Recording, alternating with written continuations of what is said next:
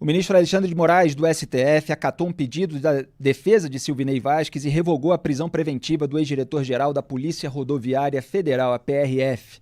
Silvinei terá que utilizar tornozeleira eletrônica e está proibido de manter contato com outros investigados no inquérito dos atos antidemocráticos, como Jair Bolsonaro. Moraes também ordenou que o ex-diretor da PRF compareça à justiça periodicamente.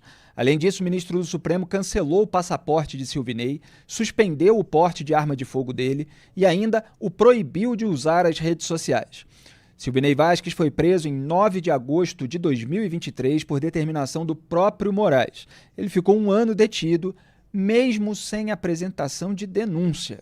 É um ponto muito importante, porque a acusação que se fazia a respeito da Lava Jato e baseada numa narrativa falsa, era de que havia prisões preventivas prolongadas para se obter delação premiada de pessoas presas, etc., quando as delações premiadas, no âmbito da Força Tarefa Anticorrupção, foram 80% feitas com pessoas que estavam soltas. Uma minoria de cerca de 20% foi com gente que estava presa. E as prisões preventivas, mesmo aquelas que levaram alguns meses, elas tinham denúncia. E agora o Supremo Tribunal Federal está deixando muita gente presa durante um longo período, está sendo alvo de críticas porque nem sequer há denúncia. E as críticas estão pesando tanto, está pegando tão mal esse duplo padrão, que agora está havendo esse distensionamento. O ex-diretor da PRF é acusado de tentar interferir no segundo turno das eleições de 2022 por meio de operações policiais, principalmente no Nordeste. Ali é uma tentativa que foi apontada pela Polícia Federal de tentativa de impedir os eleitores do Lula de chegarem às suas zonas eleitorais, às suas sessões. Teve uma atitude ali do próprio ministro do STF, Alexandre de Moraes, naquele dia, veio a público dar entrevista às 14h, né? Quem acompanhou bem a eleição naquele dia, nós jornalistas que ficamos cobrindo o dia inteiro, nos lembramos muito bem daquela coletiva do Moraes às 2h, ainda sem ser tão categórico, mas já colocando ali a situação como algo que poderia resultar em medidas mais drásticas, como acabaram acontecendo. Duda Teixeira, o que você destaca? Felipe, às vezes a gente tem que repetir coisas que são meio óbvias, né? Mas a regra aqui no Brasil é a liberdade.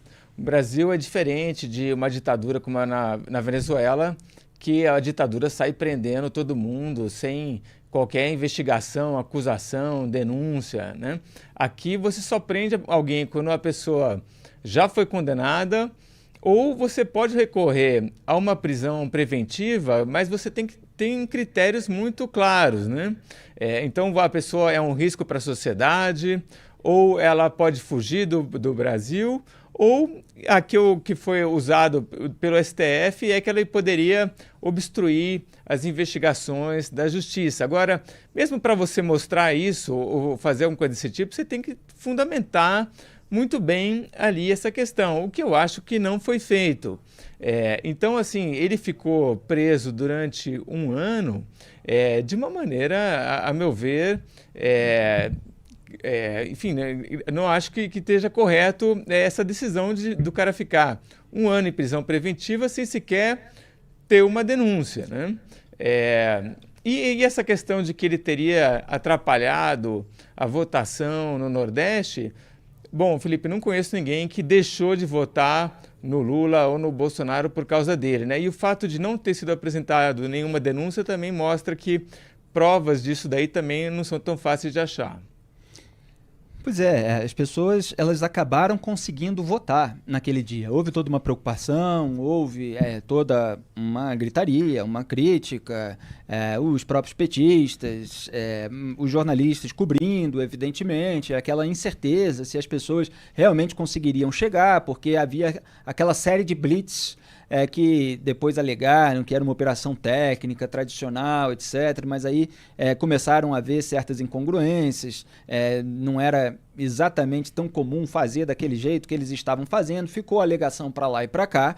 Agora, se a acusação é essa, você precisa coletar o conjunto probatório, você precisa apresentar a denúncia, o processo tem que andar, resultar num julgamento. O que tem acontecido é que fica parecendo que o Supremo Tribunal Federal deixa de castigo as pessoas que ele acredita que tentaram fazer alguma jogada sem que haja o devido processo legal que eles dizem prezar. E olha que aqui a gente criticou muito Silvinei Vasquez por um monte de razões. Ele tem até um passado sombrio, né? Ele foi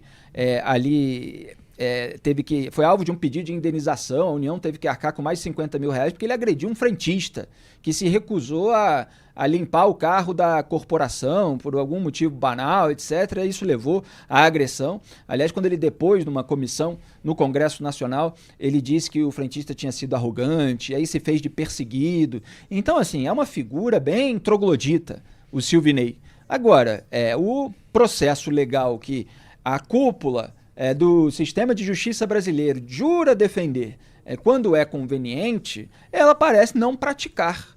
Então aqui a gente aponta as questões morais, as questões de falta institucional, de instrumentalização política de uma corporação, o uso do cargo para tentar ver uma maneira de conseguir benefícios para um aliado político, tudo isso a gente aponta.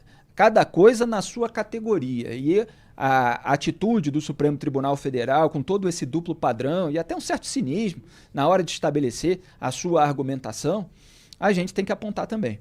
Quer concluir? É isso, não se antecipa a prisão se não há necessidade. E nesse caso aí do Silvinei Vasquez, realmente é muito difícil encontrar alguma necessidade que justifique o que foi feito com ele durante um ano. 1 ano na cadeia, né? A gente já falou aqui outro dia do caso do Felipe Martins, que também está lá na cadeia, e o Procurador-Geral da República voltou a recomendar a sua soltura, porque a alegação de que teria tentado se evadir do Brasil para os Estados Unidos, aí não comprovaram que ele estava no voo, que disseram que ele estaria, depois a defesa apresentou certos documentos e o PGR falou, olha, isso aqui sugere que ele realmente não estava. Então, assim, vão se avolumando os casos em que o STF age contrariamente àquilo que prega. E a gente vai sempre apontar essa dissonância aqui.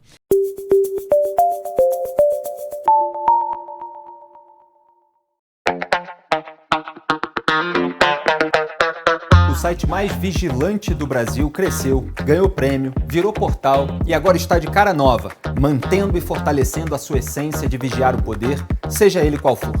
O Antagonista expande seu conteúdo de jornalismo independente, estreia programas e editorias, multiplica análises nacionais e internacionais com novos colunistas e aprofunda a cobertura dos fatos com um visual mais leve e prático para você se informar diariamente e refletir ainda melhor sobre o mundo real e o rumo dos acontecimentos. Quer também uma opção para o fim de semana? Toda sexta-feira, uma edição repaginada da revista Cruzoé traz dicas de cultura e crônicas irreverentes, além de artigos e reportagens especiais sobre os principais assuntos da atualidade. Vamos juntos furar as bolhas de desinformação e propaganda para expor a realidade como ela é. Nunca foi tão fácil entender o que está acontecendo. O Antagonista, jornalismo vigilante.